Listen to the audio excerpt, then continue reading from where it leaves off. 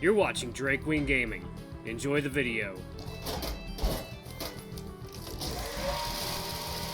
Hey guys and gals, Never here from Drake Queen Gaming. Instead of you on Twitter, the Gaming Drag. Today I'm coming back at you with a Let's Play episode of Light My Way.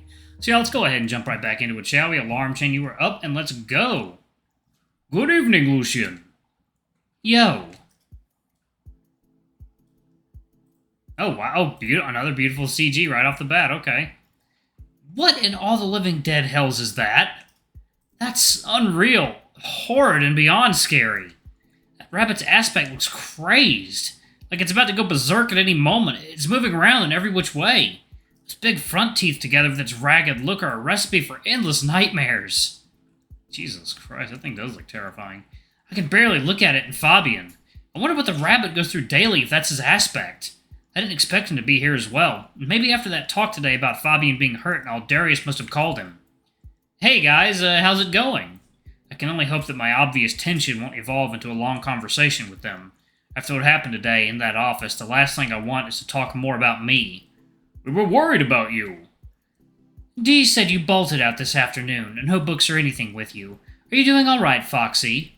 The tears are coming in again, but I need to keep myself together. I can't have any more complications. And they would get even more concerned if I started blabbing about aspects, since they still think jacket means jacket.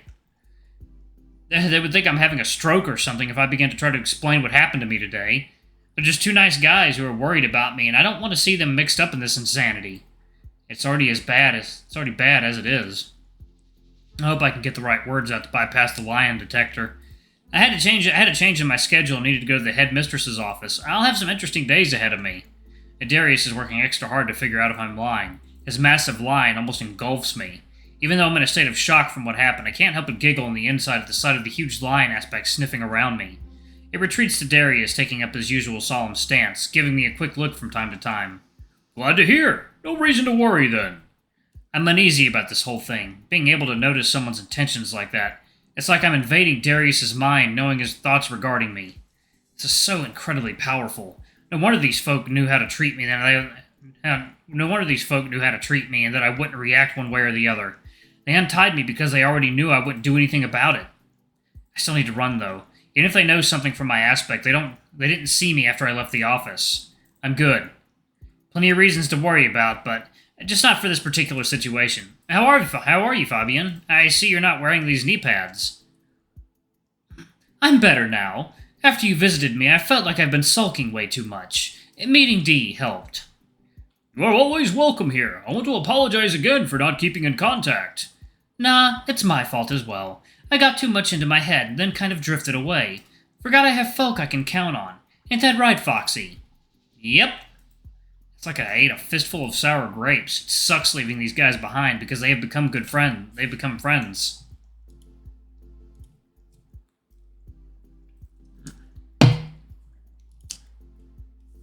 At least the closest thing I can name is friends.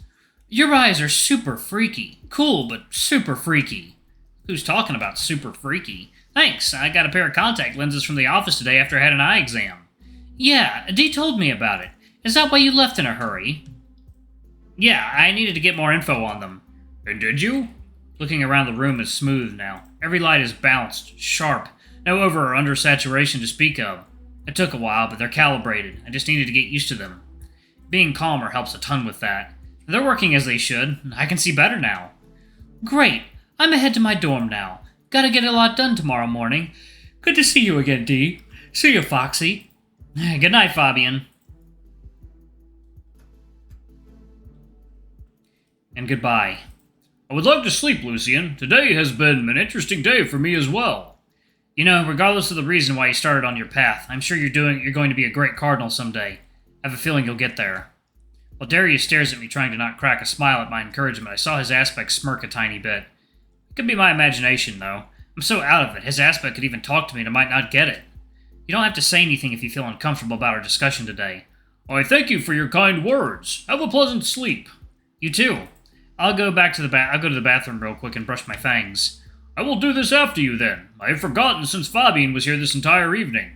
I get ready as fast as possible in the bathroom, picking out only my fang brush and my fang paste. Darius goes after me, and I know he's going to take his time with everything, so I begin to pack anything important in my backpack. I turn the lights off and get in bed, planning each of my steps. Once Darius falls asleep, it's go time. Nope. It's about 2 in the night. Darius is sleeping like a rock. His snoring is constant with a low rumble. I stay a little longer listening to Lion's snoozings, knowing that this is going to be the last time I'll see him. He really is a good guy to be around. I'm sure there are a lot of great things waiting for him. I get dressed, grab my backpack, and right before opening the door, I turn around looking at Darius again. Oh. The feeling of leaving this life behind, not the best. But I did it once in Aurora to come here, so I can do it again now. However, there's a nagging thought somewhere in my mind about all this. Something's off, but I can't stay here either. There's no telling what will happen in the morning once I go to that horrid panther again. I don't even understand why she let me go in the first place now that I got to rest for a few hours and gather my thoughts. Maybe it's some sick game those folks are playing to see how I react. If that's the case, then I'm doing what they want me to do. Leave! Who said that? I'm imagining things because I swear I heard someone say I should leave. There's nobody around, though. Hope I didn't wake Darius. I don't know how he'd react to me leaving. I guess he would try to stop me.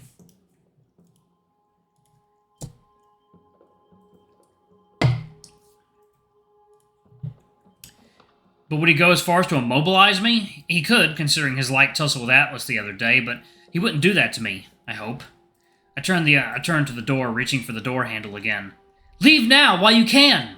I turn around, claws out, swishing at the darkness. Nobody. Am I losing it? And what's with this immediate violent reaction? I've never attacked anyone in my life. First this damn equalizer crap, and now I'm hearing voices. Things can't get any worse. No, I take that back. This isn't the time to tempt fate. The hallway is silent, the bright lights blinding me for a second. There's no time to waste, though. I look around hoping that no one is awake at this hour. There might be some who are studying. So long as I keep quiet while walking, I should be fine. I reach the base of the arch, realizing I am doing as the voice asked me to. Maybe this is a mistake. It's fine. I must be in a state of shock to be hearing voices. It has to be my inner fears coming out. Yeah, that must be it. That panther did a number on me, and that eagle, too. She has to be the reason why I'm acting like an escaped mental patient. Well, I haven't escaped yet. Once I step outside, I need to make my way to the end of the campus without any of the night guards spotting me. Run! Now! I sprint without thinking, pushing open the doors, leaving them to close behind me with a loud whack that freezes me mid-run. Someone heard that for sure. I look behind me, anticipating lights being turned on everywhere. Instead, more silence. Weird. I shift my focus towards the exit of the camp. Not one night guard around. Nobody thinks one might want to run away from Tyrannon. Most folk try years in a row to get in here, not get out. There's a sinking feeling in my stomach when I reach the exit, and again, I can't put a claw on it. What is it, and what am I supposed to feel right now? I turn around, admiring the university. It could have been great here if I hadn't gone to one stupid eye exam. I miss my parents, though, and I know they'll be worried when I'll show up out of the blue, and they'll take care of me, as they always have. Time to leave this place behind. I put my paw up to my forehead as if to do an army salute, which makes things weirder since I've never done something like that in my life. I also despise everything that has to do with armies. This isn't me. Of course you'd try this. My thoughts come to a sudden close, a fist smacking me right in my snout. No! I come into the now familiar confines of that psychopathic Mr. Fulgence's office. Starting to recall the night's events, I remember someone's powerful punch. Whoever hit me didn't hold back. My snout is swollen on one side, and touching it sends a chill of pain I instantly regret. Good morning, sunshine. How's your head? It doesn't hurt as bad as my snout. The zebra is sitting in a chair opposite to me, holding an ice pack over his fist, pressing on it from time to time. Your snout hurts? Good. Fucking idiot. I hear more insults being mumbled under the zebra's breath, his words filled with an unmistakable venom that suggests some deep-seated animosity towards me.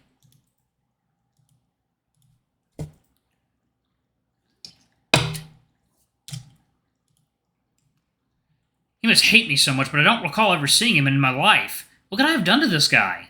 I try to figure out if I know him from somewhere, but the sound of the door that opens and closes in a whir stops my train of thoughts. Mr. Fulgence's footsteps are heavy and rushed. She looks at me, eyes wild with anger. My snout twists up at the blunt hit I got, more pain rushing in to meet the unfortunate repeat of a few moments ago. You tried to run away, you ungrateful twat. Do you know how bad this looks on you right now? Who is your contact outside? Why are you here? Who sent you to Tyrannon? Speak, you scoundrel! She raises her paw at me, this time with her claws out. They're shining in the morning light, their sharpness making me twitch with immediate fear. I grab onto the seat of the chair, closing my eyes and await her fury to drop on me any moment now. Cat, don't. A look of disgruntled annoyance flashes on the panther's face. She must feel robbed of the chance to show how sorry she is about trusting me yesterday. I agree with Aster. His snout looks like it wants to see better days. The zebra throws his ice pack to me, and I fumble to catch it, getting my claws out to be sure it doesn't fall, which in turn alarms everyone in the room. I retract my claws the moment I notice their apprehension and place the ice pack on my swollen face. The pain makes me cringe at the cold waves, but the relief I get is so good after a few seconds. Have you lost it, James? You were right to follow him. You caught him fleeing in the night like a common thief. You know well enough I have issues with foxes. But this one, I don't know. He's just a scared kid, nothing more. I look around the room, unsure if my ears are deceiving me. That zebra's on my side all of a sudden? Of all folk, I would have not expected it to come from you. Are you scared, Mr. Volpez? Lucian, is it? Yes. Are you scared, Lucian? The zebra stares at me, expecting an answer. His benevolent smile disarms me in an instant. I stammer through the first words that come out of my mouth after my thoughts stop racing. I don't... It's over. I can't keep it inside me anymore. I've never been strong and always needed someone to take care of me. I need Atlas here to chase away these bullies. See, Cat? What TSG member cries like that? Aster, are you hearing this? Cat, are you more upset he didn't do as instructed?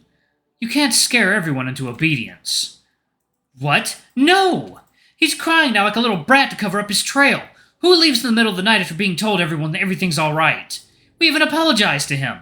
He didn't even dodge my punch. I knocked him out with one swing. What kind of TSG recruit could he be? The zebra's paw reaches out towards me and I flinch away for a second in all the confusion. He still keeps his paw open and smiles again. There's a strong certainty in how he is as a folk. I saw a flash of green around him, but it's already gone now. My name's James Trailblaze. Nice to make your acquaintance. My face must be puffed up from the amount of tears that have been raining over my face.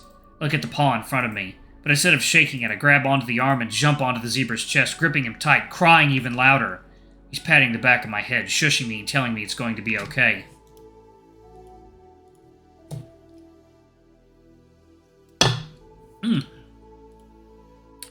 For the first time in the past days, I feel safe, like nothing could ever hurt me. Are you feeling better now? The question feels rhetorical, but I answer anyway. Yes, I do. Did you equalize me? You catch on quick. His voice is imbued with more warmth than before. His behavior was a coin. I'm getting to see the other side of it. I'm so much calmer now. My paws are steady and my crying has stopped as if I've never cried to begin with. Now, can you tell us why you ran away? We all have a good idea by now, but tell us. I was scared of what you might do to me. You said you wouldn't hurt me, but I can't know that. I don't understand any of this. You dragged me in here, then knocked me out without a care in the world. I stare at the panther, who looks right back at me, indifferent to what I'm saying. She isn't fazed at all by my obvious pleas for her to apologize for what she's done. There isn't a hint of remorse around that expressionless face of hers. What was I supposed to do? I don't know what you want from me. I have 1,000 aspects. How should I know that? How should I know what that means? Why do I have them? Who in the hell is TSG, and why am I being treated like this? I just wanted to study planets. There are no answers following the row of questions I presented to these kidnappers. After the brief silence that envelops the room, the eagle decides to break the stillness. My name's Aster Haveroon, Cardinal and Headmaster of the Biscore University. I specialize in psychology and cardinal literature. With an almost theatrical flair, the panther casts a glance at the eagle, her expression finally changing to what looks like an exaggerated disbelief. What? It's as good a time as any to properly introduce ourselves to the poor kid. We should have done that first, and perhaps this entire situation would not have spiraled out of control. Yes, Aster, let's give more information to the possible TSG sleeper agent. What an amazing plan. You know he could have found out everything about us from our public profiles. It's not like this is classified information or that it hasn't happened before. Alright, y'all, I'm going to go ahead and pause it right there. Thank you all so much for watching. Don't forget to like, comment, subscribe, ring that notification bell, and check out our Patreon if you can. It always helps. Before I go, I'm going to give a quick shout out to our lovely bronze tier patrons. Thank you all for all you do for the channel. We greatly appreciate your support. Thank you to our silver tier patron, Cade Silverman. Thank you for going a bit above and beyond. It's greatly appreciated. Thank you to our gold tier patron, Trezum Guy. You're awesome. We love you. Thank you for subbing to our ultimate tier. Anyway, if y'all want to get your names in the credits, get access to all of our not safe for work contents as little as $5. Alrighty, I love you all. I'll see y'all in the next video. Bye bye.